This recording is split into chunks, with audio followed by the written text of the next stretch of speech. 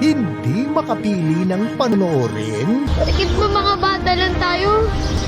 Hindi na tayo pwedeng humindi. Puro oo na lang ang dapat nating sabihin sa lahat ng gusto nila. Kung naririnig lang natin ang lahat ng sinasabi ng bawat isa, baka mas mainam ang lahat. You know, I'm different. I know how to follow rules. I just don't think you should live your life according to rules. Hindi ko papayagang hindi ka magdesisyon para sa sarili mo. Sobrang ganda ko. Sobrang ganda ko.